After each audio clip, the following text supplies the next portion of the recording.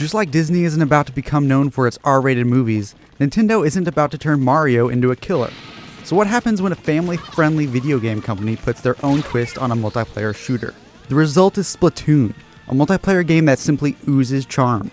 Soldiers are replaced with squids and bullets are replaced with paint in a game that's highly competitive without ever feeling violent.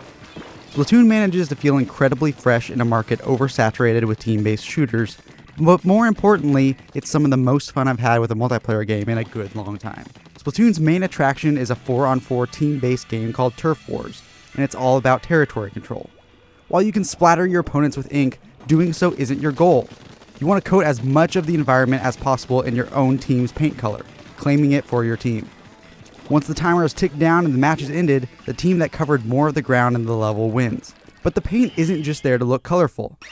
When you're on top of your team's color of ink, you can turn into a squid by holding down a button, which is kind of a weird thing to say out loud. As a squid though, you can swim through the ink as if it's a body of water. This is a huge part of moving around, because swimming isn't just faster than running, it also lets you go places you wouldn't be able to reach otherwise. For example, you can swim under a gate or even up a wall as long as it's been properly painted first. If you're clever, you can also use ink to hide from your opponents and surprise them. Be careful though. If you try to move through ink of your enemy's color, you'll come to a screeching halt. One of Splatoon's greatest accomplishments is the fact that it's very approachable. You don't need lightning fast reflexes or the ability to pull off tricky shots in order to have a good time. And the rules of the game are easy to pick up. You have a lot of weapons to choose from, like the basic splatter shot and a giant paint roller, each of which work in very different ways. You can't switch between weapons during a match, but that's probably for the best. It's one less thing to worry about in the heat of the moment. If online multiplayer isn't your thing, Splatoon does have a surprisingly fun single-player story mode. It's relatively short, so it won't keep you occupied for too long, but this mode is a great way to get a feel for how Splatoon works and hone your skills before jumping into multiplayer.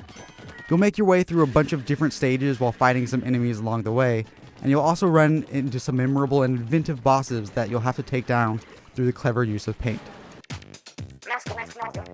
One of Splatoon's few significant problems is its lack of content.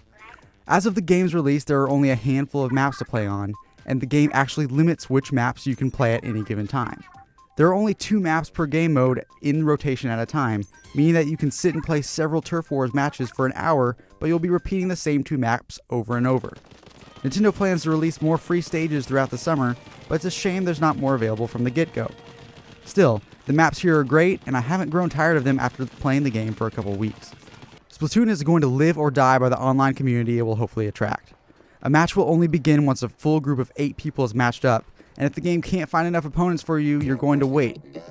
And wait. And wait. Hopefully this won't be a problem in the long run, but if nobody is playing the game a few months from now, there won't be anything worthwhile to come back to. Despite its short single player and current lack of maps, I found myself coming back to Splatoon more often than most other multiplayer focused games I've played lately. There's a ton of cool gear to collect and fun new weapons to unlock as you complete matches, but most importantly, Splatoon is just a blast to play. It's fun, it's charming, and it feels unlike any other game available right now. As long as there are other players online, I expect to be splattering ink everywhere for a long time to come. I'm Britton Peele for GuideLive.com.